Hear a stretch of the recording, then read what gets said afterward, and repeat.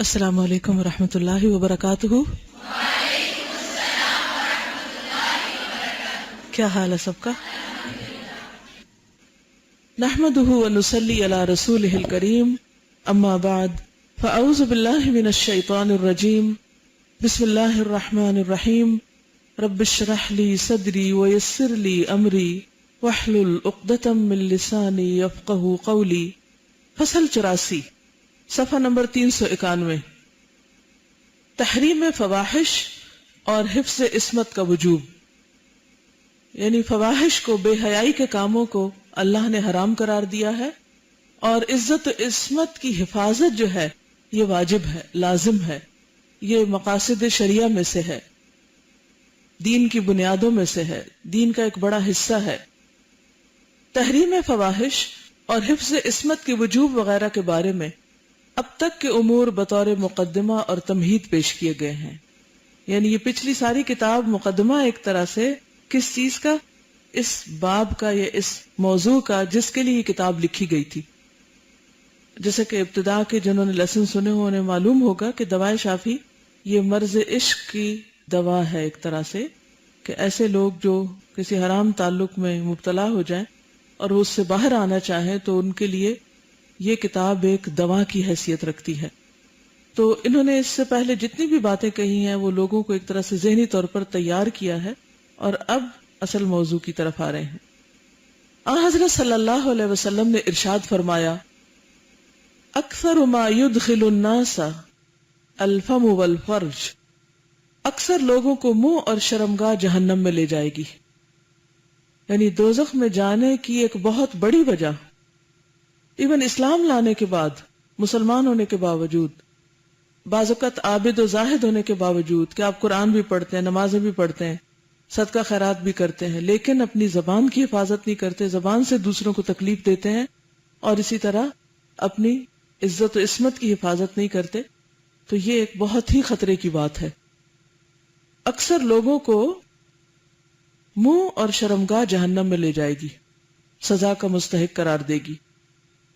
صحیحین میں مروی ہے کہ آن حضرت صلی اللہ علیہ وسلم نے ارشاد فرمایا، لا يحل دم امرئ مسلم الا باحدى ثلاث، الثیب الزانی والنفس بالنفس والتارک لدینہ المفارق للجماعہ، صحیح بخاری۔ مسلمان کا خون تین باتوں میں سے کسی ایک کے بغیر حلال نہیں، یعنی کسی مسلمان کو مارا نہیں جا سکتا مگر تین بنیادوں پر۔ نمبر 1، شادی شدہ زانی، یا جان کے بدلے میں جان کہ کسی قاتل کو قتل کیا جائے، یا وہ جو دین چھوڑ کر مرتد ہو جائے اور جماعت سے الگ ہو جائے۔ جس آیت میں اللہ تعالیٰ نے زنا کو کفر اور قتل نفس کے ساتھ پیش کیا ہے وہ بعین ہی اس آیت کی نظیر اور مثال ہے جو سورۃ فرقان میں وارد ہے، اور بعین ہی حضرت ابن مسعود کی حدیث کی نظیر و مثال ہے۔ حضرت صلی اللہ علیہ وسلم نے سب سے پہلے وہ گناہ پیش فرمایا جو کثیر الوقوع ہے، یعنی بہت زیادہ ہوتا ہے، اس کے بعد وہ گناہ بیان کیا جو اس سے کم وقوع میں آتا ہے، چنانچہ باعتبار قتل نفس کے زنا کا وقوع زیادہ ہے، یعنی کبیرہ گناہوں میں سے جو لوگ شرک وغیرہ سے بچ جاتے ہیں وہ پھر باقی یعنی قتل اور ارتداد سے زیادہ زنا کا شکار ہوتے ہیں، اس لیے زنا کو پہلے بیان کیا، اور بمقابلہ ارتداد کے قتل کا وقوع زیادہ ہے، اس لیے ارتداد سے پہلے قتل نفس کا ذکر کیا۔ اس میں یہ بات بھی ہے کہ ایک کبیرہ گناہ کے بعد دوسرے کبیرہ گناہ کی طرف توجہ دلائی ہے۔ ہر پہلا گناہ اگلے گناہ سے بڑا ہے جس کے مفاسد پہلے سے زیادہ ہیں۔ زنا کے مفاسد اور خرابیاں صلاح عالم اور فلاح دنیا کے سراسر خلاف اور متناقض ہیں، یعنی زنا کی وجہ سے جتنے فتنے، فساد اور خرابیاں ہوتی ہیں، اور جو قوموں، ملکوں میں، گھروں میں، خاندانوں میں بگاڑ آتے ہیں، یہ دنیا کی فلاح کے بھی بالکل اپوزٹ چیز ہے، کیونکہ جب کوئی عورت زنا کا ارتکاب کرتی ہے تو وہ اپنے سارے کنبے اور قرابت داروں، ماں باپ، بھائی بہنوں کے لیے موجب آر بن جاتی، یعنی ایک عورت سارے خاندان کی بدنامی کا سبب بنتی ہے۔ اس کی وجہ سے اس کے سارے گھرانے اور کنبے والوں کے سر نیچے ہو جاتے ہیں۔ کہیں اگر وہ زنا سے حاملہ ہو گئی تو پھر اس کی آر کی انتہا نہیں رہتی، یعنی شرمندگی اور ذلت حد سے بڑھ جاتی ہے۔ اگر وہ آر کی وجہ سے اپنے حمل کو مار دیتی ہے تو زنا اور قتل نفس 2 گناہوں کا ارتکاب کرتی ہے۔ حمل باقی رہ جائے تو شوہر پر بلا وجہ تھوپا جاتا ہے، یعنی اگر شادی شدہ عورت کوئی ایسا کام کرتی ہے تو ہو سکتا ہے وہ بچہ کسی اور کا ہو جو کسی اور کے ذمہ لگ جائے، اور اجنبی کے نطفے کو اپنے اور اپنے شوہر کے کنبے سے جوڑ دیتی ہے جو قطعاً اس کنبے سے الگ ہے، اور پھر وہ اسے ان کا وارث اور حقدار بنا دیتی ہے، یعنی وہ ان کے مال میں بھی ان کا حقدار بن جاتے ہیں وارث ہو کر، حالانکہ وہ اس کا حقیقی وارث ہے نہیں، حالانکہ وہ غیر ہے، انہی میں رہتا ہے اور انہی میں پرورش پاتا ہے اور انہی کے نسب اور خاندان میں شمار کیا جاتا ہے۔ یہ اور اس قسم کی بہت سی خرابیاں عورت کے زنا سے وابستہ ہیں۔ مرد زنا کار ہے تو اس سے بھی اختلاط نسب واقع ہوتا ہے، یعنی حسب نسب میں فرق آتا ہے۔ محفوظ اور مامون عورت کو خراب اور تباہ و برباد کرنے کا موجب اور سبب بنتا ہے، غریب عورت کو اتلاف اور بربادی کے گھاٹ اتار دیتا ہے۔ بس اس کبیرہ گناہ سے دین اور دنیا دونوں ہی خراب اور برباد ہو جاتے ہیں، یعنی زنا جو ہے صرف آخرت نہیں دنیا کو بھی خراب کرنے کا باعث بنتا ہے، اور برزخ اور آخرت میں آگ کا سامان مہیا ہوتا ہے۔ زنا وہ کبیرہ گناہ ہے کہ بے شمار محرمات الہیہ حلال کر لی جاتی ہیں، بے شمار حقوق فوت ہو جاتے ہیں، اور بے شمار مظالم اس کی وجہ سے وقوع پذیر ہوتے ہیں، یعنی بہت سے ظلم جو ہیں وہ اس کی وجہ سے جنم لیتے ہیں۔ زنا کی ایک خاصیت یہ بھی ہے کہ فقر اور مذلت زانی کے لیے لازم ہو جاتی ہے، یعنی وہ فقر اور محتاجی سے نہیں نکلتا، بہت کچھ ہوتے ہوئے بھی وہ ہمیشہ محتاج ہی رہتا ہے۔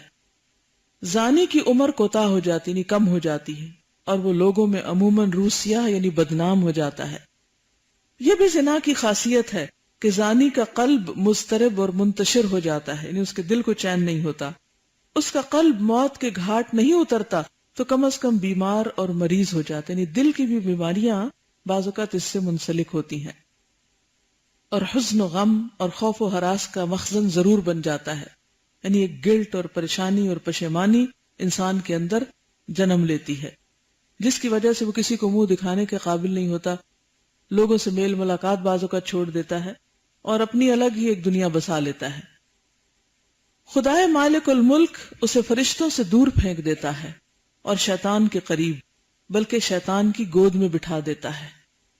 غرض قتل و خون ریزی کے مفسدے کے بعد زنا کے مفاسد سے بڑھ کر کوئی مفسدہ نہیں۔ یہی وجہ ہے کہ شریعت نے زانی کے لیے بدترین اور رسوا کن طریقے قتل کی سزا تجویز فرمائی ہے۔ زنا تکلیف دہ برائی ہے، کسی سے کہا جائے کہ تمہاری بیوی نے خودکشی کر لی تو اسے سخت صدمہ ہوگا، لیکن اگر اسے یہ کہہ دیا جائے کہ اس نے فلاں کے ساتھ زنا کیا ہے تو اسے خودکشی کرنے سے لاکھوں درجے بڑا صدمہ ہوگا۔ حضرت سعد بن عبادہ کی ایک روایت ہے، لو رأیت رجلا مع امرأتی لضربته بالسیف غیر مصفح، اگر میں اپنی بیوی کے ساتھ کسی کو دیکھ پاؤں تو آڑی تلوار سے اسے قتل کر دوں۔ حضرت صلی اللہ علیہ وسلم کو حضرت سعد کی بات کی خبر ہوئی کہ انہوں نے یہ جملہ بولا ہے کہ میں اگر اپنی بیوی کو کہیں ایسا کام کرتے دیکھوں تو اسے قتل کر ڈالوں گا، تو آپ فرمانے لگے، اتعجبون من غیرت سعد واللہ لأنا اغیر منہ واللہ اغیر منی ومن اجل غیرت اللہ حرم الفواحش ما ظہر منہا وما بطن۔ صحیح بخاری۔ کیا تمہیں سعد کی غیرت پہ تعجب ہو رہا ہے کہ اس نے ایسی بات کہی ہے کہ میری بیوی اگر میں اس کو کسی ایسی جگہ دیکھوں تو مار ڈالوں؟ اللہ کی قسم میں سعد سے زیادہ غیرت مند ہوں، اور اللہ مجھ سے بھی زیادہ غیور ہے، اور اس غیرت ہی کی وجہ سے اللہ نے ظاہری اور باطنی فواحش کو حرام گردانا ہے۔ یعنی یہ چیز اللہ کے نزدیک بہت ہی غضب دلانے والی ہے، اور بہت ہی اللہ کے غضب کو بھڑکانے والی ہے کہ کوئی عورت یا مرد ایسا کوئی کام کرے۔ یعنی اگر سعد یہ کہہ رہے ہیں کہ میں بیوی کو تلوار سے مار ڈالوں گا تو اللہ تعالیٰ کا حکم پھر اس سے بھی کتنا سخت ہوگا اور اللہ کا غضب کتنا شدید ہوگا۔ ایک اور روایت کے مطابق آپ نے ارشاد فرمایا، ان اللہ یغار وان المؤمن یغار وغیرۃ اللہ ان یأتی العبد ما حرم علیہ۔ اللہ تعالیٰ غیور ہے اور مومن غیور ہے، اور بندہ جرائم کا ارتکاب کرتا ہے تو اللہ تعالیٰ کو غیرت آتی ہے۔ صحیحین میں مروی ہے کہ حضرت صلی اللہ علیہ وسلم نے ارشاد فرمایا لا احد اغیر من اللہ من اجل ذلك حرم الفواحش ما ظہر منها وما بطن ولا احد احب الیہ العذر من اللہ من اجل ذلك ارسل الرسل مبشرین ومنذرین ولا احد احب الیہ المدح من اللہ ومن اجل ذلك اثنى على نفسه۔ صحیح بخاری۔ اللہ سے زیادہ کوئی غیور نہیں، اس لیے اس نے ظاہری اور باطنی فواحش کو حرام گردانا ہے، اور اللہ سے زیادہ عذر اور معذرت کو پسند کرنے والا کوئی نہیں، اسی لیے اس نے بشارت دینے والے اور ڈرانے والے رسول اور پیغمبر بھیجے تاکہ لوگ توبہ کریں اور اللہ کے حضور اپنی معذرت کر لیں۔ اور اللہ سے زیادہ کسی کو اپنی تعریف پسند نہیں، اور اسی لیے اللہ نے خود اپنی تعریف کی ہے، یعنی کسی کی بھی تعریف سے زیادہ سب سے بڑھ کر تعریف کا مستحق اللہ سبحانہ وتعالی ہے، اور ساری تعریف اسی کو زیبا ہے، اسی کو سوٹ کرتی، وہی حقیقت میں تعریف کے قابل ہے۔ باقی تو اگر کسی کی تعریف ہوتی ہے تو وہ بھی دراصل اللہ کی تعریف ہے، کیونکہ اللہ ہی نے اس کو وہ چیز دی ہے، اس کے اپنی ذاتی ملکیت کچھ بھی نہیں۔ اور فرمایا یا امت محمد واللہ انہ لا احد اغیر من اللہ ان یزنی عبدہ وتزنی امتہ، یا امت محمد واللہ لو تعلمون ما اعلم لضحکتم قلیلا ولبکیتم کثیرا۔ صحیح مسلم۔ اے محمد صلی اللہ علیہ وسلم کی امت، اللہ کی قسم اللہ سے زیادہ کوئی غیرت مند نہیں کہ اس کا کوئی بندہ یا بندی زنا کاری کرے۔ اے محمد کی امت صلی اللہ علیہ وسلم، اللہ کی قسم جو میں جانتا ہوں تم جان لو تو تم ہنسنا کم کر دو اور بہت زیادہ رویا کرو۔ یعنی وہ چیزیں اور وہ گناہ جن کو تم چھوٹا سمجھ کے کرتے رہتے ہو، مت سوچو کہ یہ چھوٹے ہیں، ان کا انجام اتنا بھیانک ہے کہ اگر تمہیں پتہ چل جائے تو تمہارا ہنسنا ختم ہو جائے اور تم رونا زیادہ کر دو۔ لیکن دنیا میں چونکہ بعض اوقات بہت سے عیب چھپے رہتے ہیں تو انسان سمجھتا ہے کہ اس سے کوئی فرق نہیں پڑتا، اور آج کل تو سبھی ایسا کر رہے ہیں تو میں بھی کر لوں تو کیا حرج ہے۔ اس کے بعد آپ نے اپنے ہاتھ اٹھائے اور بارگاہ الہی میں عرض کی اللہم حل بلغت، اے اللہ تو گواہ ہے میں نے تیرا دین پہنچا دیا۔ سورج گرہن کی نماز کے بعد خطبے میں اس کبیرہ گناہ کا ذکر خاص معنی رکھتا ہے، یعنی سورج گرہن کا موقع ہے، آپ خطبہ دے رہے ہیں اور زنا کی بات کر رہے ہیں، اس گناہ کی شدت بتا رہے ہیں، یعنی مختلف طریقوں سے لوگوں کو ڈرا رہے ہیں اور تربیت کر رہے ہیں ان کی۔ اور غور اور تأمل کرنے والوں کے لیے اس میں عجیب و غریب اسرار اور رموز پوشیدہ ہیں۔ زنا کی کثرت تباہی عالم کی بڑی نشانی ہے، نیز زنا کی کثرت قیامت کی نشانیوں میں سے ایک بڑی نشانی ہے کہ قیامت کے قریب قتل بھی بڑھ جائے گا اور زنا بھی بہت عام ہو جائے گا۔ جیسا کہ صحیح بخاری اور صحیح مسلم میں حضرت انس بن مالک سے مروی ہے، فرماتے ہیں کہ میں تمہیں ایک حدیث سناتا ہوں جو شاید میرے بعد تمہیں کوئی نہیں سنائے گا۔ میں نے رسول اللہ صلی اللہ علیہ وسلم سے سنا، آپ نے فرمایا من اشراط الساعۃ ان یرفع العلم ویظہر الجہل ویشرب الخمر ویظہر الزنا ویقل الرجال وتکثر النساء حتی یکون ل50 امرأة القیم الواحد۔ صحیح بخاری۔ قیامت کی نشانیوں میں سے یہ ہے کہ علم اٹھ جائے گا۔ ویسے تو بڑی پڑھائیاں ہو رہی ہیں، لیکن علم حقیقت میں وہ ہوتا ہے جس پر عمل کیا جائے۔ تو اگر عمل نہیں کیا تو جو آپ نے سنا وہ تو ہوا میں اڑ گیا، جو پڑھا وہ تو بھول گیا آپ کو، لیکن جو عمل میں آ گیا وہی علم باقی رہا۔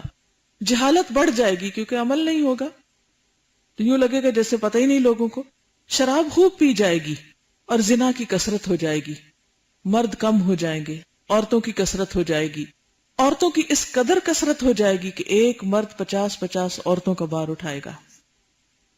اللہ تعالیٰ کی یہ عادت اور سنت مستمرہ یعنی جاری سنت رہی ہے کہ زنا کی کثرت ہو جائے تو اس کا غضب اور غصہ تیز ہو جاتا ہے، اور جب اس کا غضب اور غصہ تیز ہو جاتا ہے تو اس کے غضب اور ناراضگی کے آثار زمین پر بصورت عقوبت اور عذاب ظاہر ہونے لگتے ہیں۔ پھر اس زمین پر فتنے اور زلزلے اور مختلف طرح کی آفات آنے لگتی ہیں، جیسا کہ حضرت عبداللہ بن مسعود فرماتے ہیں ما ظہر الربا والزنا فی قریۃ الا اذن اللہ باہلاکہا۔ جب کسی قریہ اور آبادی میں سود خوری اور زنا کاری کی کثرت ہو جاتی ہے تو اللہ تعالیٰ اسے ہلاک کرنے کا حکم دے دیتا ہے۔ یعنی دو چیزیں اللہ کے غضب کو دعوت دیتی ہیں، عذابوں کو دعوت دیتی ہیں، ربا اور زنا۔ بنی اسرائیل کے ایک بزرگ کے متعلق وارد ہے کہ اس کا لڑکا کسی عورت سے آنکھیں لڑانے لگا.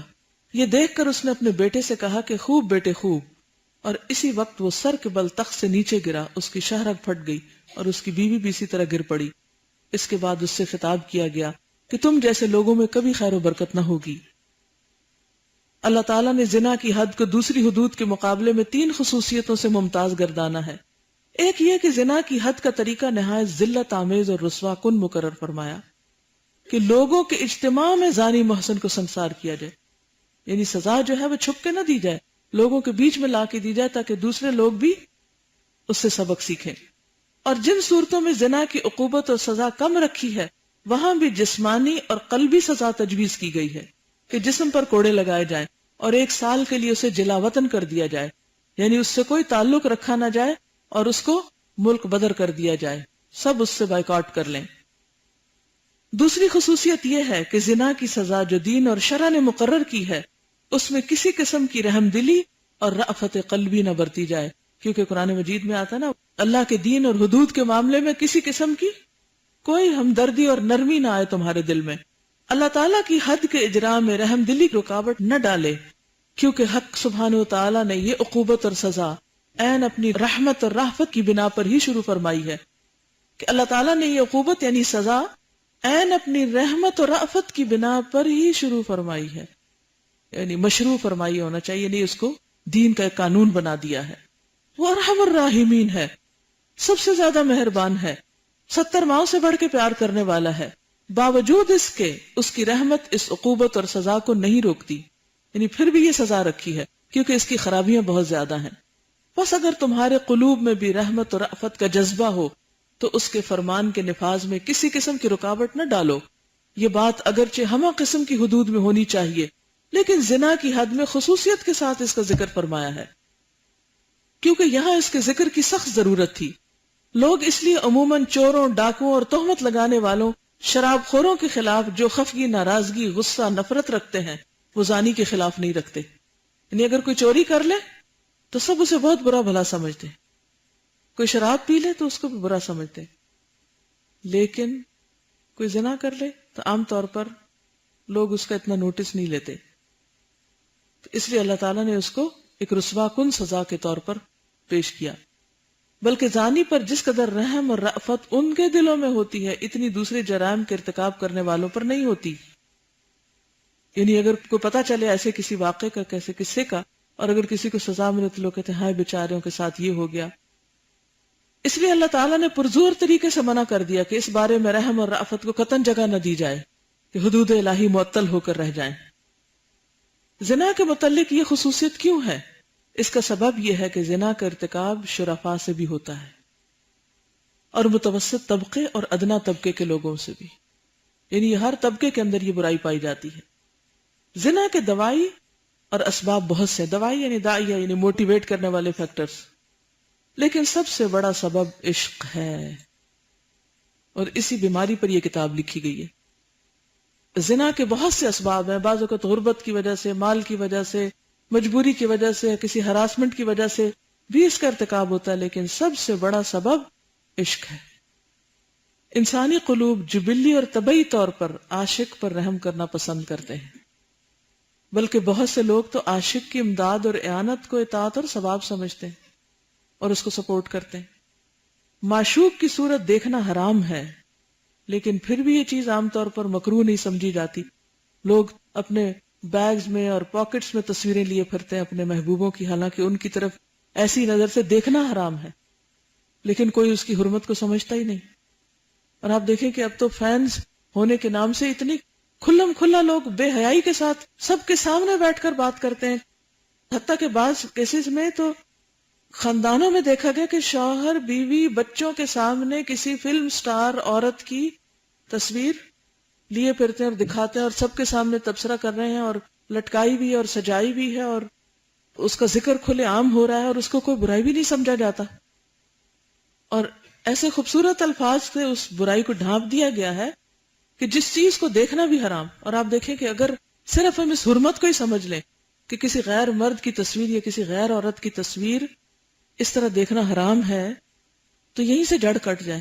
لیکن ہم تعویلیں کر کر کے ان چیزوں کو اپنے لیے حلال اور جائز قرار دیتے ہیں، پھر انسان کسی بھی حد پہ نہیں رکتا، حتیٰ کہ آخری حد میں جا گرتا ہے۔ اور جذبہ عشق تو وہ چیز ہے کہ مختلف قسم کے چوپایوں تک میں پایا جاتا ہے۔ محبت اور عشق کے بے شمار واقعات ہم لوگوں کی زبانی سن چکے ہیں، اور یہ روگ اکثر و بیشتر ان لوگوں میں زیادہ پایا جاتا ہے جو عقل اور دین سے بے بہرا ہوتے ہیں، خصوصاً خدام، نوکروں چاکروں اور عورتوں میں یہ مرض زیادہ ہوا کرتا ہے۔ اور آپ دیکھیں کہ اب تو ڈرامے اور فلمز اور کہانیاں اور ناول، سب کا ایک مرکزی جو نقطہ ہے یا جو کہانی کا لب لباب ہے وہ عشق کی کہانیاں ہیں۔ اور حیرت کی بات اور بے حیائی کی حد ہو گئی کہ بچے، بڑے، حتیٰ کہ بوڑھے گھر میں بیٹھ کے بڑی بڑی اسکرین کے اوپر ایسے ڈرامے سب کے سامنے دیکھ رہے ہوتے ہیں جس میں واہیات قسم کے ڈائلاگز ہوتے ہیں، اور سب ہنس رہے ہیں اور کھیل رہے ہیں۔ چھوٹے بچے سے لے کر 70-80 سال تک کے لوگ بیٹھ کے ایز اے فیملی انٹرٹینمنٹ بے حیائی کی باتیں دیکھ رہے ہیں۔ اور پھر اگر ان میں سے کسی کے ساتھ کوئی ایسا واقعہ ہوتا تو بیٹھ کے روتے بھی ہیں، اور ان کے ساتھ ساری ہمدردیاں بھی ہیں۔ اور پھر وہ صرف یہ نہیں کہ اسکرین آف ہوئی تو بات ختم، اس کے بعد کھانے کی ٹیبل پر، بعد میں ادھر ادھر یہی باتیں چلتی چلی جا رہی ہیں، اور کسی کو احساس نہیں۔ آپ دیکھیے کہ جب حیا جاتا ہے تو ایمان چلا جاتا ہے، جب کوئی زنا کرتا ہے تو ایمان دل سے نکل چکا ہوتا ہے، جو توبہ کرنے پہ واپس لوٹتا ہے۔ لیکن ان واقعات کو کتنا خوبصورت نام اور کیسا خوبصورت رنگ دے کر کتنا عام کر دیا گیا اس برائی کو کہ اسے برائی سمجھا بھی نہیں جا رہا۔ جب برائی کو برائی نہیں اور برائی کے لیے دل میں نفرت ہی نہیں تو برائی ختم کیسے ہوگی؟ روکے گا کون اس کو؟ منع کون کرے گا؟ جن کے ذمہ تھا گھر کی ذمہ داری، کلکم رائن و کلکم مسئول عن رعیتی، جب وہ خود اس خرابی میں انوالو ہو گئے تو پھر کون کس کو منع کرے گا اور کون کس کو روکے گا؟ زنا عموماً طرفین کی رضامندی سے سرزد ہوتا ہے، یعنی دونوں فریق راضی ہوتے ہیں تو ہوتا ہے۔ ظلم و عدوان اور جبر سے شاذ و نادر ہی اس گناہ کا صدور ہوتا ہے، یعنی جس کو ریپ کہتے ہیں۔ ہر انسان میں غلبہ شہوت عموماً موجود ہوتا ہے، اور یہ غلبہ ایک خاص قسم کا تصور پیدا کرتا ہے، یعنی انسان کے دل دماغ کو متاثر کرتا ہے، اس کے قلب میں عاشق کے لیے رحمت اور رأفت کے جذبات پیدا کرتا ہے، جس کی وجہ سے وہ یہی چاہتا ہے کہ ایک مستحق کے حد و سزا اس حد اور سزا سے کسی نہ کسی طرح بچ جائے تو بہتر ہے۔ حالانکہ یہ بات ضعف ایمان کی دلیل ہے، یہ بات اچھی طرح جان لیجئے کہ یہ بات ایمان کی کمزوری ہے کہ اگر آپ کسی عاشق معشوق پر اور اس کے حرام تعلق پر ترس کھا رہے ہیں۔ کمال ایمان اور قوت ایمانی تو یہ ہے کہ حکم الہی کے نفاذ میں وہ قوی تر اور دلیر ہو اور وہ کام کرے جس کے کرنے میں مجرم کے لیے آخرت کی رحمت اترے، یعنی دنیا میں مصیبت سے بچے اور آخرت میں رحمت اترے، اور یہ رحمت پروردگار عالم کے منشا کے عین مطابق ہو۔ تیسری خصوصیت یہ ہے کہ زانی اور زانیہ پر مسلمانوں کے عام اجتماع میں حد جاری کی جاتی ہے، تنہائی میں نہیں، اور یہ مصلحت حدود پر حکمت زجر و توبیخ کے عین مطابق ہے۔ محسن زانی یعنی شادی شدہ زنا کرنے والا، اس کی حد قوم لوط کی سزا سے مشتق و ماخوذ ہے۔ اللہ نے اس قوم کو اوپر سے پتھر برسا کے ختم کر دیا تھا، اس لیے کہ زنا اور لواطت فحش اور فساد و خرابی میں برابر کی حیثیت رکھتے ہیں۔ یہ دونوں چیزیں مخلوق اور امر الہی کی حکمت اور مصلحت کے خلاف ہیں۔ لواطت میں وہ خرابیاں پائی جاتی ہیں جن کا احصاء اور شمار مشکل ہے۔ لواطت کہتے ہیں ہومو سیکسولیٹی کو۔ مفعول کو قتل کر دینا مفعول کے حق میں عین خیر اور بھلائی ہے، اس کے ساتھ رعایت کرنا اس کی خیر اور بھلائی کے خلاف ہے۔ مفعول کے اندر لواطت سے وہ مفاسد اور خرابیاں پیدا ہوتی ہیں جس کے ساتھ یہ برا فعل کیا جاتا ہے، جن کے بعد اس کی اصلاح ناممکن ہو جاتی ہے۔ آپ نے دیکھا ہوگا اگر بچپن میں کسی بچے کو ایسے استعمال کیا گیا ہو یا کسی کے ساتھ بھی ایسی زیادتی کی گئی ہو تو وہ عمر بھر کے لیے نفسیاتی مریض بن جاتے ہیں اور ساری آبادی سے انتقام لینے پر تل جاتے ہیں۔ خیر اور بھلائی کی تمام راہیں اس کے لیے مسدود ہو جاتی ہیں، یعنی جب ایسی خرابیاں لوگوں میں پائی جائیں تو باقی خیر کے دروازے بند ہو جاتے ہیں، بعض اوقات رزق کے دروازے بند ہو جاتے ہیں، اور اللہ تعالیٰ کی زمین اس کے منہ اور پیشانی سے شرم و حیا کا سارا پانی اور جوہر جذب کر لیتی، یعنی حیا چہرے سے گڑ جاتا ہے، چہرے سخت ہو جاتے ہیں، یعنی نور اٹھ جاتا ہے۔ اس کے بعد وہ اس قدر بے حیا اور بے شرم بن جاتا ہے کہ نہ اللہ تعالیٰ سے شرماتا ہے اور نہ اس کی مخلوق سے۔ اور فاعل کا نطفہ اس کے اندر پہنچ کر زہر کا کام کرتا ہے۔ یہ مسئلہ مفعول جنت میں داخل ہوگا یا نہیں، اس کے متعلق علماء کے دو اقوال ہیں۔ یہ دو قول میں نے اپنے استاد شیخ الاسلام ابن تیمیہ سے سنے ہیں۔ جو لوگ یہ کہتے ہیں کہ مفعول جنت میں داخل نہیں ہوگا، وہ اپنے دعوے کے ثبوت میں چند دلائل پیش کرتے ہیں۔ ایک دلیل یہ پیش کرتے ہیں کہ حضرت صلی اللہ علیہ وسلم نے فرمایا لا يدخل الجنت ولد الزنا، ولد زنا جنت میں داخل نہیں ہوگا۔ جب ولد زنا جنت میں داخل ہونے کا حقدار نہیں رہتا، حالانکہ اس کا کوئی گناہ نہیں، تو پھر مفعول کس طرح جنت کا حقدار رہے گا؟ ولد الزنا کے اندر عیب ہے تو یہی کہ شر و خباثت کا خطرہ ہے، اور اس سے خیر اور فلاح کی امید نہیں، کیونکہ یہ خبیث نطفے کی پیداوار ہے، اور وہ جسم جو حرام غذا سے پرورش پاتا ہے، اس کے لیے جب جہنم بہتر سمجھی گئی تو وہ جسم جو نطفہ حرام سے پیدا ہوا ہے اس کا بھی یہی حال ہونا چاہیے۔ اس کے بعد وہ کہتے ہیں کہ لوتی مفعول یعنی جس کے ساتھ لواطت کی جاتی ہے ولد الزنا سے بھی بدتر ہے، ذلیل و خوار اور خبیث اور ناپاک ہے، اس سے کسی خیر اور فلاح کی امید نہیں۔ یعنی زنا تو مرد اور عورت کے بیچ میں ہوتا ہے، لیکن عورت کا عورت سے یا مرد کا مرد سے جو جنسی تعلق شروع ہو جاتا ہے اس کی خرابی یہ بتائی جا رہی ہے کہ وہ تو ولد الزنا سے بھی بدتر اور ذلیل و خوار اور خبیث ناپاک ہے، اس سے کسی خیر اور فلاح کی امید نہیں، اس کا یہ فعل اس کے اور جنت کے درمیان حائل ہو جاتا ہے۔ لوتی مفعول اگر کوئی نیک کام کرتا ہے تو اللہ تعالیٰ اس کے اندر کچھ ایسے رخنے پیدا کر دیتا ہے جس سے اس کا عمل فاسد، باطل اور ردی ہو کر رہ جاتا ہے، یہ بھی اس کے عمل بد کی سزا کے طور پر ہے۔ یہ جملہ بہت اہم ہے۔ جب بھی کوئی شخص آؤٹ آف میرٹل ریلیشن کسی کے ساتھ برے تعلقات قائم کرتا ہے تو بھلے وہ نیکی کے کام کر رہا ہو، اللہ تعالیٰ اس کے نیکی کے کاموں میں ایسے رخنے پیدا کر دیتا ہے کہ جس کی وجہ سے اس کام کے اندر کوئی خیر برکت بھلائی نہیں رہتی اور وہ کام بالکل یوز لیس، بیکار، ردی ہو کے رہ جاتا ہے۔ یعنی انسان یہ نہ کہے کہ میں تو حج کرتا ہوں، نمازیں اور روزے اور قرآن پڑھا رہا ہوں اور بہت اچھے اچھے کام کر رہا ہوں، لہٰذا کوئی بات نہیں، سائیڈ پہ میں اگر ایسا بھی کوئی شغل جاری کیے ہوئے ہوں تو اگر توبہ نہ کی اور اس کام کو چھوڑا نہیں تو کیا ہوگا؟ یہ جو خراب کام ہے یہ اس کے نیک کاموں کو بھی برباد کر کے رکھ دے گا۔ تو اس لیے توبہ بے حد ضروری ہے، اور جتنا جلد ممکن ہو انسان اس بیماری سے نجات پائے۔ ایسا بہت کم ہوتا ہے کہ کسی کو بچپن میں یہ بیماری لاحق ہو گئی، اسی لیے کہا نا 7 سال کے بچے ہوں تو بستر الگ کرو، تو بعض اوقات ماں باپ دھیان نہیں دیتے، چھوٹے چھوٹے بچے اکٹھے سوتے ہیں، بعض اوقات وہ ایک دوسرے کے پرائیویٹ پارٹ سے کھیلنے لگتے ہیں اور وہاں سے ہی خرابیوں کا آغاز ہو جاتا ہے۔ بعض اوقات بہن بھائی یہ خرابیاں کرنے لگتے ہیں، اور برے مناظر تو ہر جگہ موجود ہیں، اور بچوں کی عادت یہ ہوتی ہے کہ جو وہ دیکھتے ہیں وہ کاپی کرنے لگتے ہیں۔ تو اگر کسی کو بچپن میں یہ بیماری لاحق ہو گئی اور بڑا ہونے کے بعد وہ سیدھی راہ پر آ گیا، بلکہ بڑا ہونے کے بعد وہ بچپن سے بھی زیادہ بدتر ہو جاتا ہے، اسے نہ نیک عمل کی توفیق نصیب ہوتی ہے، نہ علم نافع کی اور نہ توبہ نصوح کی۔ یعنی جتنا انسان بڑا ہوتا جاتا ہے اتنی اس کی بری عادتیں پکی ہوتی جاتی ہیں، اس کے لیے اس بیماری سے جان چھڑانا اور زیادہ مشکل ہو جاتا ہے۔ اصل مسئلے کی تحقیق یہ ہے کہ جو شخص اس مرض اور مصیبت میں مبتلا ہو گیا، پھر اس نے اللہ تعالیٰ کی طرف رجوع کیا اور اللہ نے اسے توبہ نصوح کی توفیق بخشی، نیک اعمال کی توفیق عطا کی، اور بچپن کی بری خصلت کو بڑا ہونے کے بعد اس نے ترک کر دیا، برائیوں کو نیکیوں سے دھو ڈالا، اطاعت، عبادات اور تقرب خداوندی کے وسائل اور ذرائع اختیار کر کے پچھلی بدعملیوں اور بدکرداریوں کو صاف کر دیا اور حرام سے آنکھیں بند کر لی، اللہ تعالیٰ کے ساتھ اپنا معاملہ درست کر لیا، تو ایسے شخص کے لیے مغفرت اور بخشش ضروری ہے۔ یعنی ایسے بندے کو اللہ معاف کر دے گا اور وہ جنتی ہوگا، کیونکہ اللہ تعالیٰ ہر قسم کے گناہ معاف کر دیتا ہے۔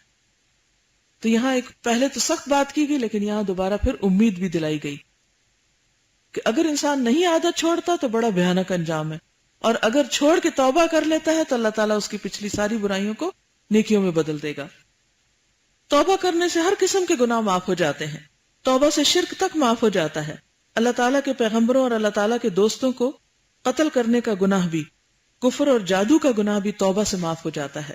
اور توبہ کیا ہے کہ پچھلے گناہ کو پھر پلٹ کے نہ دیکھے انسان۔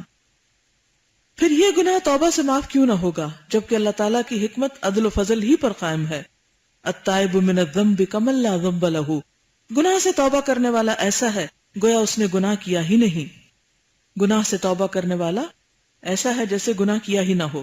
اور پھر یہ کہ اللہ تعالیٰ ضمانت دیتا ہے کہ جو آدمی شرک اور کفر، قتل نفس، زنا وغیرہ سے توبہ کرے گا، اس کے گناہ اور برائیوں کو اللہ تعالیٰ نیکیوں میں تبدیل کر دیں گے. یہ حکم ہر اس شخص کے لیے ہے جو اپنے گناہوں سے توبہ کر لے.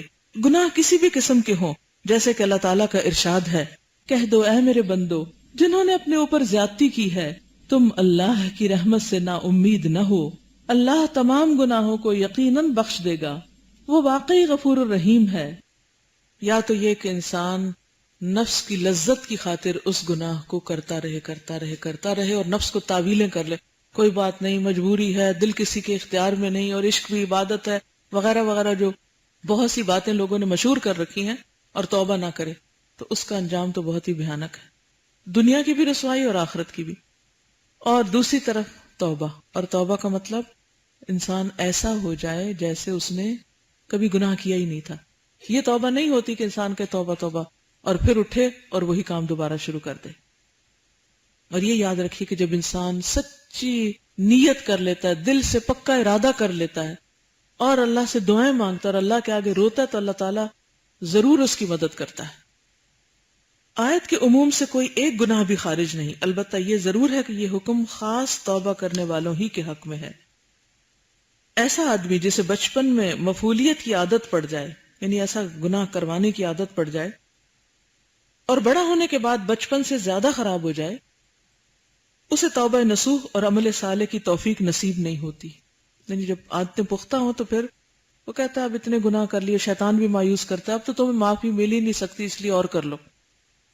ایسا آدمی اپنے معافات کی تلافی بھی نہیں کر سکتا، اور جو جوہر اس سے فنا ہو چکا اسے نہ پھر واپس لا سکتا ہے اور نہ وہ اپنی برائیوں کو خیر و بھلائی میں تبدیل کر سکتا ہے. اس قسم کے انسانوں سے بہت بعید ہے کہ موت کے وقت انہیں ایسے کام کی توفیق نصیب ہو جس سے وہ جنت کے حقدار بن سکے. یعنی اگر انسان نے یہ برائی چھوڑی نہیں تو یہ مت سمجھے کہ موت کے وقت اچانک کوئی معجزہ ہو جائے گا اور انسان اس وقت توبہ کر لے گا. توبہ تو اس وقت تک ہے جب نزع کا عالم نہ طاری ہو. ابھی یہ بھی مفعول کے اعمال بد اور کردار خبیث کی عقوبت اور سزا ہے، کیونکہ اللہ تعالیٰ گناہوں کی سزا گناہوں کے ذریعے ہی دیتا ہے. سمجھ آئی بات؟ نہیں سمجھ آئی؟ گناہوں کی سزا کس کے ذریعے دیتا ہے؟ گناہوں کے ذریعے. یعنی توبہ کی توفیق نہ ہونا بھی سزا ہے، برائی کو نہ ماننا، اس کا اقرار نہ کرنا، اسے کنفیس نہ کرنا اور اس طرف آنا ہی نہ.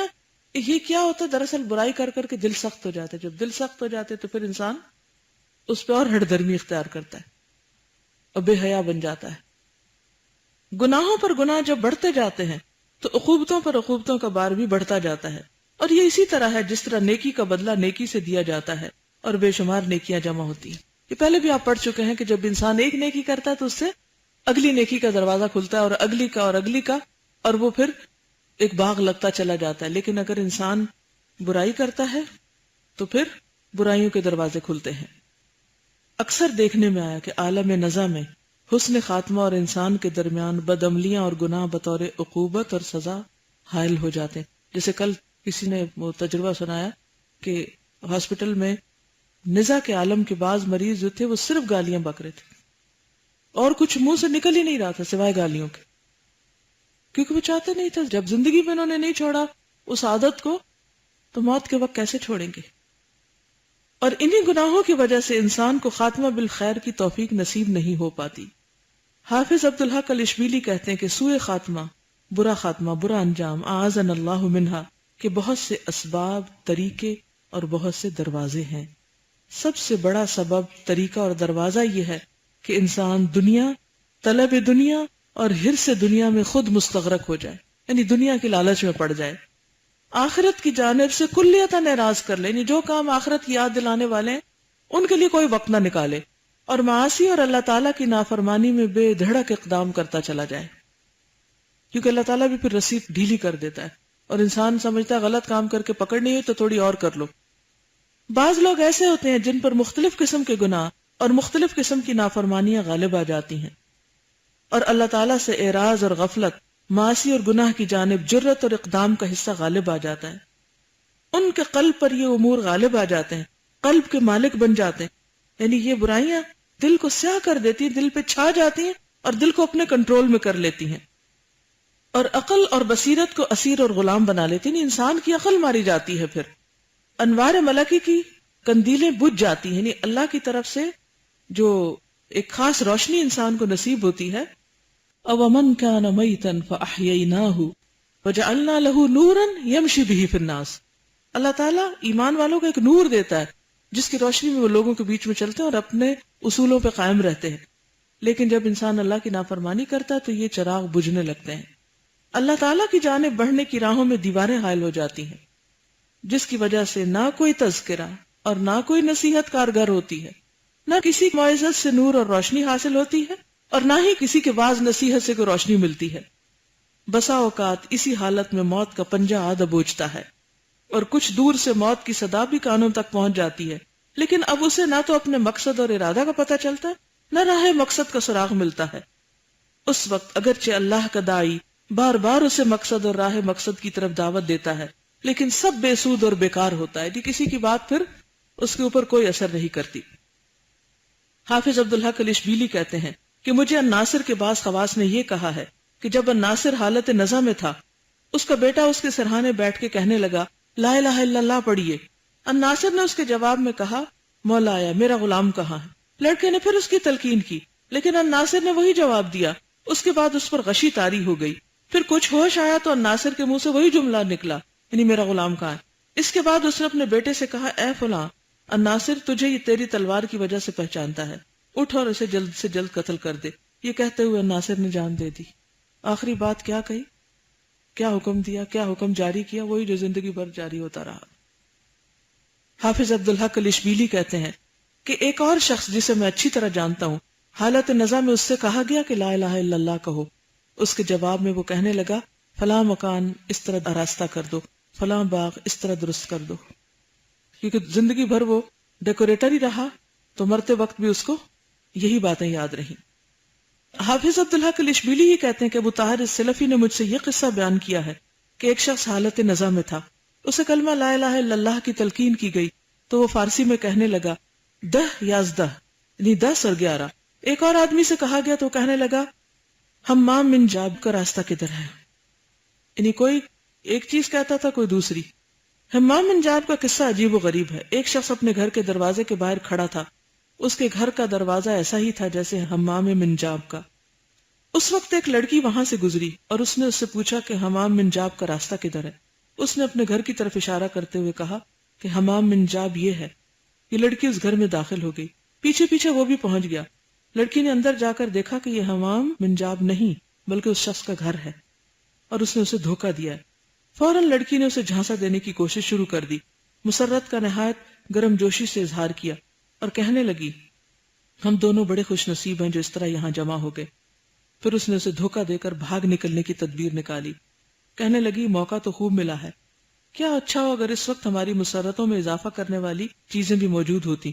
اس نے کہا اچھا جو کچھ تم کہو بھی مہیا کر دوں. یہ کہہ کر اسے تنہا مکان میں چھوڑا اور بازار کی طرف دوڑا.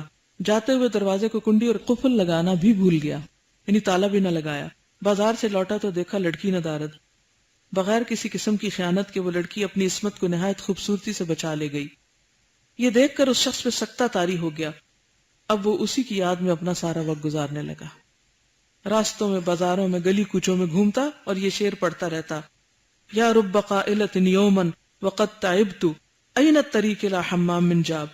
اے وہ جو تھکی ہاری تھی اور کہہ رہی تھی کہ حمام من جاب کا راستہ کدھر کو ہے. ایک مرتبہ وہ یہی شعر پڑھ رہا تھا کہ اس کی ایک باندی نے قریب کی کھڑکی سے یہ شعر پڑھا ہلا جعلت سریعا اذا ظفرت بها حرزا علی الدار وقفلا علی الباب. جب تو اس پر کامیاب ہو گیا تھا تو تو نے جلد سے جلد اسے گھر میں محفوظ کیوں نہ کر لیا اور دروازے پہ تالا کیوں نہ چڑھا دیا. باندی کے اس شعر نے اس کے دل میں رنج و غم اور صدمے کی آگ بھڑکا دی. اس میں ایک ہیجانی کیفیت پیدا کر دی اور وہ بالکل پاگل سا ہو گیا. ہر طرف دیوانہ وار گھومتا پھرا اور آخری نتیجہ یہ نکلا کہ موت کے وقت اس کے منہ سے جو الفاظ بار بار نکلتے رہے وہ یہی شعر تھا، کیونکہ وہ چیز دل پہ آ کے جم گئی اور پھر منہ سے وہی نکل رہی تھی. حافظ عبدالحق اشبیلی کہتے ہیں کہ ایک شخص ایک آدمی پہ عاشق ہو گیا. عشق نے بیماری کی شکل اختیار کر لی تو وہ بالآخر صاحب فراش ہو گیا، بستر پہ پڑ گیا. معشوق کا حال یہ تھا کہ عاشق سے سخت نفرت کرتا تھا اور اس سے دور بھاگتا تھا. بعض لوگوں نے کوشش کی کہ اس کا معشوق ایک مرتبہ اس کے پاس آ جائے تاکہ اسے بیماری سے کچھ افاقہ حاصل کر سکے۔ معشوق نے وعدہ کر لیا اور اسے خبر دی کہ وہ عیادت کے لیے آئے گا۔ اسے اس خبر سے بہت خوشی ہوئی، رنج و غم کچھ کم ہو گیا۔ لیکن پھر وہ آدمی آیا اور اس نے خبر دی کہ فلاں راستے تک وہ میرے ساتھ آیا اور کہنے لگا کہ اس نے مجھے رسوا اور بدنام کر دیا ہے، ہر جگہ میرا نام لیتا رہتا ہے، اس لیے میں نہیں آ سکتا۔ میں نے باوجود ہے کہ سخت اصرار کیا لیکن وہ واپس چلا گیا۔ یہ سن کر وہ اسی وقت بے ہوش ہو کر زمین پہ گر پڑا اور موت کی علامتیں ظاہر ہونے لگیں۔ اس حالت میں اس کے منہ سے بار بار یہ شعر نکلنے لگے: اسلم یا راحت العلیل ویا شفاء المدن فی النحیل، اے بیمار کی راحت اور اے حقیر و نحیف کی شفا، میں تجھ پہ سلامتی بھیجتا ہوں۔ ردا کا اشہا الی فؤادی من رحمت الخالق الجلیل، میرے دل میں تیری رضامندی خالق جلیل کی رحمت سے بھی زیادہ مرغوب ہے۔ یعنی اب آپ دیکھیں، یہ اس نے تو بول کے کہا نا، لیکن ہر عاشق عملاً یہی کر رہا ہوتا ہے کہ وہ معشوق کی رضامندی کو اللہ کی رضامندی پر فوقیت دیتا ہے، اور معشوق کو خوش کرنے کے لیے یا عاشق کو خوش کرنے کے لیے وہ کیا کرتا ہے؟ ساری حدیں توڑتا ہے، اللہ کو ناراض، بندوں کو ناراض، اور تمام اسی طرح کے غلط کام۔ سننے والے نے کہا کہ اے شخص، یہ کیا بک رہا ہے؟ ذرا خدا سے ڈر۔ اس نے جواب دیا کہ یہ تو ہو چکا ہے۔ یہ سن کر وہ وہاں سے کھڑا ہوا اور گھر کے دروازے سے باہر نکلا تھا کہ مرنے کی آواز آنے لگی۔ اللہ تعالی ہمیں سوء عاقبت اور برے انجام اور منحوس خاتمے سے محفوظ رکھے۔ بیان کرتے ہیں کہ حضرت سفیان ثوری ایک مرتبہ ساری رات روتے رہے۔ صبح کسی نے آپ سے پوچھا کہ گناہوں کی وجہ سے آپ اس قدر روتے ہیں، یعنی کیوں روئے ہیں اتنا؟ حضرت سفیان ثوری نے زمین سے ایک تنکا اٹھایا اور فرمایا کہ گناہ تو اس تنکے جتنی بھی حیثیت نہیں رکھتے، میں برے خاتمے اور سوء انجام سے ڈر رہا ہوں کہ پتہ نہیں آخری وقت کیسا ہوگا۔ ہم سب کو بھی ڈرنا چاہیے اور اس کے لیے، اس کی بہتری کے لیے دعا کرتے رہنا چاہیے۔ اللہم احسن عاقبتنا فی الامور کلہا واجرنا من خزی الدنیا وعذاب الآخرہ۔ حقیقتاً یہ ہے اعلیٰ تفقہ فی الدین اور معرفت حق۔ بندہ ڈرتا ہے کہ موت کے وقت کہیں اس کے گناہ اسے دھوکہ نہ دے جائیں، اور حسن خاتمہ اور انجام بالخیر کے درمیان گناہ اور معاصی حائل ہو کر خاتمہ بالخیر کے درمیان دیوار نہ بن جائیں۔ یعنی خاتمہ بالخیر کے راستے میں رکاوٹ کیا چیز بنتی ہے؟ گناہ۔ حضرت امام احمد بن حنبل روایت کرتے ہیں کہ حضرت ابو الدرداء پر حالت نزع میں کچھ بے ہوشی طاری ہو گئی، پھر کچھ دیر بعد افاقہ ہوا تو یہ آیت ان کی زبان پر جاری ہو گئی: وَنُقَلِّبُ أَفْئِدَتَهُمْ وَأَبْصَارَهُمْ كَمَا لَمْ يُؤْمِنُوا بِهِ أَوَّلَ مَرَّةٍ وَنَذَرُهُمْ فِي طُغْيَانِهِمْ يَعْمَهُونَ، اور ہم ان کے دل اور ان کی آنکھیں پلٹ دیں گے جیسا کہ پہلی بار وہ قرآن پر ایمان نہیں لائے، اور ہم انہیں ان کی سرکشی میں بھٹکتے ہوئے چھوڑ دیں گے۔ بزرگان سلف کا یہ عام دستور تھا کہ گناہوں سے اس لیے ڈرتے اور بچتے تھے کہ کہیں گناہ اور خاتمہ بالخیر، انجام بالخیر کی راہ میں دیوار نہ بن جائیں۔ تم میں سے ہر شخص کوئی کسی طرح کے گناہ میں ملوث ہے، اس کو چاہیے کہ وہ جلد از جلد اس کو چھوڑ دے، کہیں ایسا نہ ہو کہ موت کے وقت یہ گناہ توبہ کے راستے میں رکاوٹ بن جائے اور حائل ہو جائے۔ حافظ عبدالحق الاشبیلی کہتے ہیں کہ اللہ تعالیٰ برے خاتمے سے محفوظ رکھے، آمین۔ جس کا ظاہر اچھا اور باطن صالح ہے وہ برے خاتمے سے محفوظ ہے۔ وَلِلَّهِ الْحَمْدُ، برا خاتمہ اس کا ہوتا ہے جس کا عقیدہ اور اعتقاد صحیح نہیں اور کبیرہ گناہوں پہ اصرار کرتا ہے۔ جس شخص پر گناہ غلبہ پا لیتے ہیں، توبہ کرنے سے پہلے اسے موت آ دبوچتی ہے، یعنی جو گناہوں سے مغلوب ہو جاتا ہے، اس کے آگے گر پڑتا ہے، کمزور ہو جاتا ہے، اصلاح، انابت، رجوع اللہ سے قبل ہی موت اس کا خاتمہ کر دیتی ہے۔ ایسے شخص پر حالت نزع و سکرات میں موت کے وقت شیطان غالب آ جاتا ہے اور خاتمہ بالخیر سے بھٹکا دیتا ہے۔ آپ کو یاد ہے نا، امام احمد جو تھے وہ آخری وقت میں بھی کہہ رہے تھے ابھی نہیں، ابھی نہیں۔ تو ان کے بیٹے نے کہا کہ ابا جان آپ یہ کیوں کہہ رہے تھے؟ انہوں نے کہا کہ شیطان میرے پاس آیا اور کہا کہ ابن حنبل تم تو میرے ہاتھ سے نکل گئے اور تم تو بچ گئے۔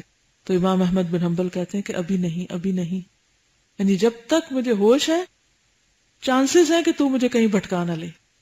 اتنا ڈرتے تھے وہ بھٹکنے سے، پھسلنے سے، اور ہم سمجھتے ہیں کہ ہم بڑے نیک ہیں اور ہمیں تو کوئی ماحول اور کوئی لوگ ہم پہ اثر نہیں کریں گے۔ اس لیے اللہ تعالیٰ نے جو حدود قائم کی ہیں ان کی حفاظت بہت ضروری ہے۔ اپنی نگاہوں کی حفاظت، اپنے کانوں کی حفاظت، ان تمام طریقوں کی حفاظت کہ جن کی حفاظت کا اللہ نے حکم دیا ہے۔ صالح عورتوں کی تعریف کیا کی گئی ہے؟ فالصالحات قانتات حافظات للغیب بما حفظ اللہ۔ اللہ نے جن چیزوں کی حفاظت کا حکم دیا ہے وہ غائبانہ طور پر اکیلے میں بھی چھپ کر بھی ان کی حفاظت کرتی ہیں، وہ لوگوں کے سامنے نہیں، تنہائی میں بھی اللہ سے ڈرتے ہوئے اپنی عزت جان مال کی حفاظت کرتی ہیں۔ حافظ عبدالحق الاشبیلی کہتے ہیں کہ میں نے ایک واقعہ سنا ہے۔ مصر میں ایک شخص تھا جو اذان اور نماز کا سخت پابند تھا، صرف اذان اور نماز کے لیے مسجد میں پڑا رہتا تھا، یعنی سارا وقت اس کو اسی کا شوق تھا۔ طاعت اور عبادات کی وجہ سے اس کی پیشانی پہ نور برستا تھا۔ ایک روز وہ اپنی عادت کے موافق اذان کہنے کی غرض سے مینارے پہ چڑھا۔ منارے کے پیچھے ایک عیسائی کا گھر تھا۔ اتفاق سے اس گھر پر اس کی نظر پڑی، دیکھا ایک لڑکی کھڑی ہے۔ اس وقت یہ بے قابو ہو گیا، اذان اور نماز کو خیر بات کہہ کر منارے سے نیچے اترا، سیدھا عیسائی کے مکان پہ پہنچا۔ لڑکی نے اس سے کہا کہ یہاں کیوں آئے ہو، کیا ارادہ ہے؟ اس نے کہا مجھے تجھ سے محبت ہو گئی ہے، تو نے میرا دل چھین لیا ہے، میرے قلب کی تو مالک ہو گئی ہے۔ لڑکی نے کہا میں برا کام ہرگز نہیں کر سکتی۔ اس نے کہا میں تجھ سے شادی کر لیتا ہوں۔ لڑکی بولی کہ تو مسلمان، میں عیسائی، میرا باپ ہرگز تجھ سے میری شادی نہیں کرے گا۔ اس نے کہا میں عیسائی ہونے کے لیے تیار ہوں۔ لڑکی نے کہا ہاں ایسا ہو تو میں شادی کرنے کے لیے تیار ہوں۔ چنانچہ یہ شخص اسی وقت عیسائی ہو گیا اور اس لڑکی سے شادی کر لی۔ اتفاق کی بات یہ ہے کہ شادی کے دن ہی وہ گھر کے کوٹھے پہ چڑھا، وہاں سے گر پڑا اور اسی وقت مر گیا۔ اس لڑکی سے خلوت تک نصیب نہ ہوئی اور بے حاصل اپنا دین کھو بیٹھا اور آخرت بھی برباد کر لی۔ محبت کے نام پہ شیطان کبھی آپ کو دھوکہ نہ دے۔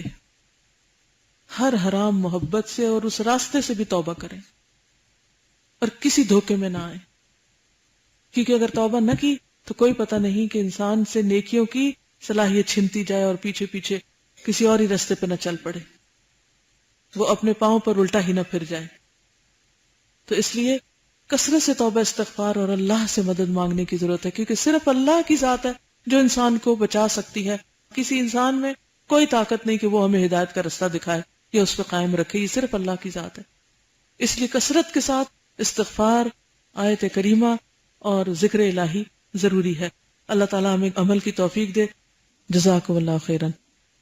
سبحانک اللہم و بحمدک نشہد ان لا الہ الا انت نستغفرک و نتوب الیک۔ السلام علیکم و رحمۃ اللہ وبرکاتہ۔